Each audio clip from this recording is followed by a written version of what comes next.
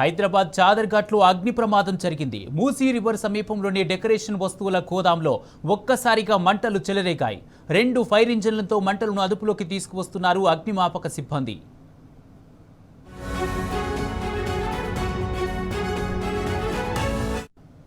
ఇదే అంశానికి సంబంధించి పూర్తి అప్డేట్స్ మా ప్రతినిధి రంజిత్ అందజేస్తారు. రంజిత్, ఈ అగ్ని ప్రమాదం ఎలా జరిగింది? దీనికి సంబంధించి పూర్తి అప్డేట్స్ ఏంటి? కుమార్, చాదర్ఘట్ పోలీస్ స్టేషన్ పరిధిలోని మూసా నది పక్కన ఉన్నటువంటి ప్రాంతంలో డెకరేషన్ గోడౌన్లో ఒక్కసారిగా భారీ మంటలు చెలరేగాయి. దీంతో మంటల సమీపంలో ఉన్నటువంటి మెకానికల్ ఆటోమొబైల్ షాప్ లో కూడా వ్యాపించిన పరిస్థితి కనబడుతుంది.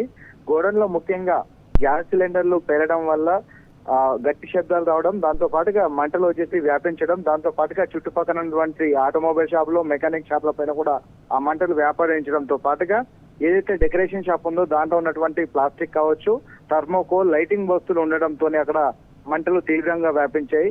సంఘటన స్థలానికి వచ్చేసి అప్పటికే 3 నుంచి 4 ఫైర్ ఇంజన్లు చేసుకుని మంటలు అదుపులో తీసుకొచ్చే ప్రయత్నం చేసినప్పటికీ కూడా ఆస్తి నష్టం జరిగినట్టుగా కూడా అధికారులు అంచనా వేస్తున్న పరిస్థితి కనబడుతుంది.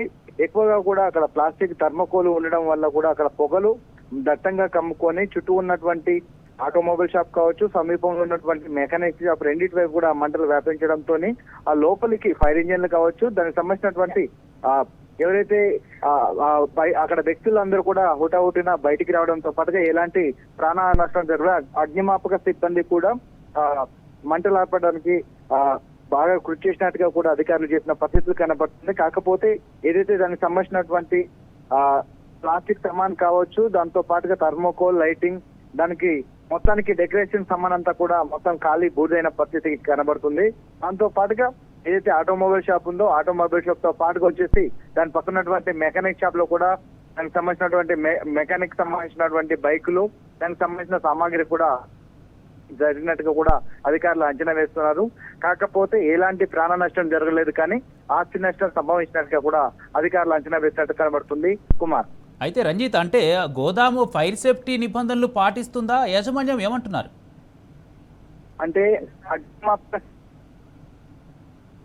దానికి సంబంధించినటువంటి అంటే ఇమ్మీడియట్లీ అక్కడ ఎలాంటి ఆక్సిజన్ సిలిండర్ లేకపోవడము, దాన్ని అగ్నిమాపక సిబ్బంది అప్పటికే ఒక్కసారిగా వచ్చేసి దాంట్లో ఉన్నటువంటి సిలిండర్లు పేలడం వల్ల దానికి ఉన్నటువంటి శబ్దాలు గట్టిగా బయటికి రావడం వల్ల ఆ శబ్దాలతో అక్కడ ఉన్నటువంటి ప్రజలు హుటాహుటిన బయటికి వెళ్లి భయభ్రాంతులకు గురైనటువంటి పరిస్థితి.